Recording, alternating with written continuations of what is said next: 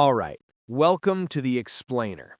Today we are jumping into a really complex and, let's be honest, often superheated debate inside Christianity. This whole idea of replacement theology. It's one of those terms that can just stop a conversation in its tracks. So our goal here is simple. Let's unpack the arguments on both sides clearly and directly. Okay, so here's how we're going to tackle this. First, we're going to look at why this term, replacement theology, is such a tripwire to begin with. Then, we'll lay out the core arguments for the view that God's people have been redefined. After that, we'll explore the response to that, which says it's not about replacement, it's about fulfillment.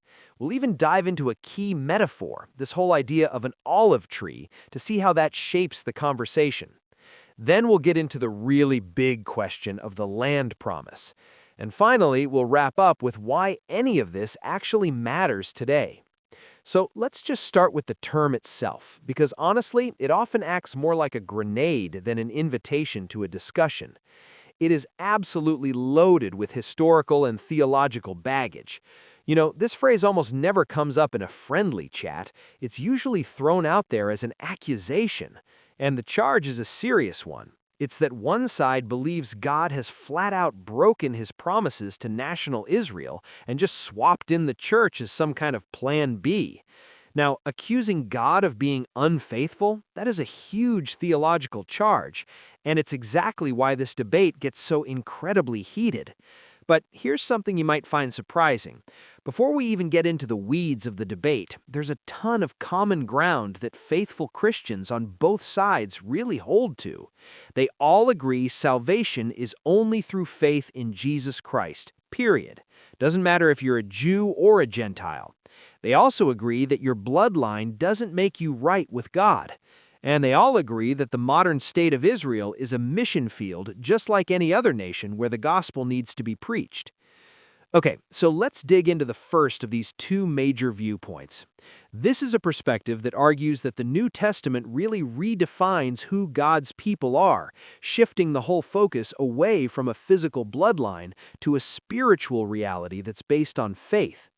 So the first big piece of evidence for this view comes straight from the Apostle Paul. And for proponents of this view, this verse is a bombshell. They'd argue Paul could not be any clearer. Being a true Jew isn't about your family tree. It's about having a changed heart. And that's something that's available to anyone, Jew or Gentile, who puts their faith in Christ.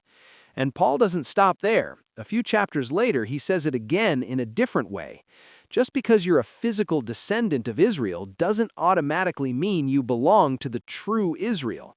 This strongly suggests there's a kind of Israel within Israel, a spiritual group that's defined not by your ancestry, but by promise and faith in the Messiah. So what's the takeaway here? Well, for this side of the argument, it's huge. They'd say the term Israel, or Jew in its truest, most important sense, now applies to the church. That's the body of all believers in Jesus Christ. And from their perspective, to keep calling a nation that largely rejects its Messiah God's chosen people, well, that just misses the massive shift that the New Testament is talking about. All right, now let's flip the coin and look at the other side of this debate. They see things very differently. They would say, whoa, this isn't about replacement at all. It's about fulfillment. They argue that the other view misses a really crucial distinction in how the Bible talks about God's people.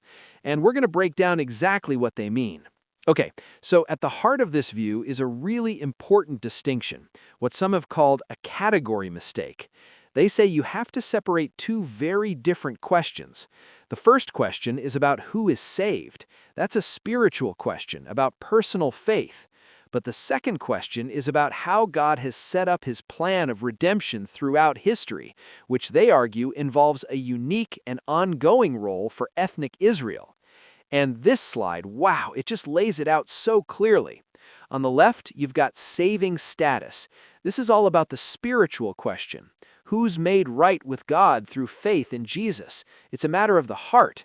Now look at the right, covenantal status. This is a historical question about the special role ethnic Israel plays in God's big story. So, according to this view, you have to keep these two separate. Someone can be part of that historical story, what Paul calls beloved for the sake of their forefathers, even if they don't have personal saving faith. So what this side is saying is, yes, of course, those verses in Romans are about who is truly saved. But they argue those verses don't just erase all the other passages where Paul talks about Israel's unique historical role. They'd say Paul is fighting against the idea that your ethnicity can save you. He's not saying that ethnicity is now a meaningless category in God's story.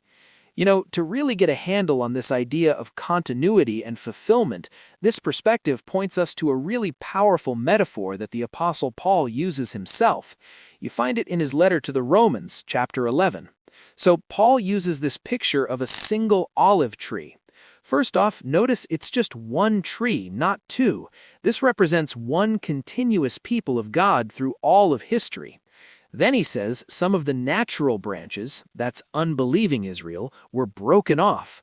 Third, wild branches, the Gentiles, are grafted in. See, they don't replace the tree, they become a part of it. And finally, and this is so important, Paul says those original branches can be grafted back in. And this is where Paul gets really direct. He issues a sharp warning to the newly grafted in Gentiles. He basically says, hey, don't you dare get arrogant about this. They didn't replace anybody. They were joined to the very same root. And according to the fulfillment view, that warning makes it crystal clear that God's story with ethnic Israel is far from over. Okay, so this naturally leads us to a question that's, let's be honest, at the heart of so much of this debate. What in the world happened to the Old Testament promise of the land that God made to Abraham? Is that promise just canceled? Is it transferred to someone else? Or is it something else entirely? So this perspective has a really fascinating take on it. They say the promise doesn't get smaller, it doesn't get canceled, it actually gets bigger. In Christ, the promise is universalized. It's fulfilled by expanding from this narrow strip of geography in the Middle East to include the entire world. And they've got a killer verse to back this up, again from Paul. He seems to completely reframe the promise himself. He says that the promise to Abraham was that he would be the heir of the world, and this promise finds its ultimate fulfillment not in a political state, but in the cosmic kingship of Jesus Christ, who inherits the whole earth. So, look, what I really want you to see here is that we're not just splitting theological hairs. These are two fundamentally different ways of reading the entire story of the Bible, from Genesis all the way to Revelation. Let's just do a quick side-by-side. On the left, you have a view that's often called dispensationalism. It tends to see two distinct peoples, Israel and the church, with separate promises and separate tracts. The Old Testament promises, they need a literal future fulfillment for the nation of Israel. On the right, you have covenantal theology. This view sees one continuous people of God, just like that olive tree. And it argues that those Old Testament promises are fulfilled and actually expanded in Christ to include the entire world. And really, the whole fulfillment argument kind of boils down to this one powerful image. The idea is that God didn't just throw away the acorn, which represents the promises to Israel. No, he showed his faithfulness by growing it into the mighty oak tree it was always meant to become, a tree whose branches stretch out across the entire world. And that's really the question this whole thing leaves us with, right? It pushes us to really think about how we read the Bible and how we understand God's faithfulness through this grand sweeping story of redemption. Is the story of the Bible about replacement, or is it about expansion?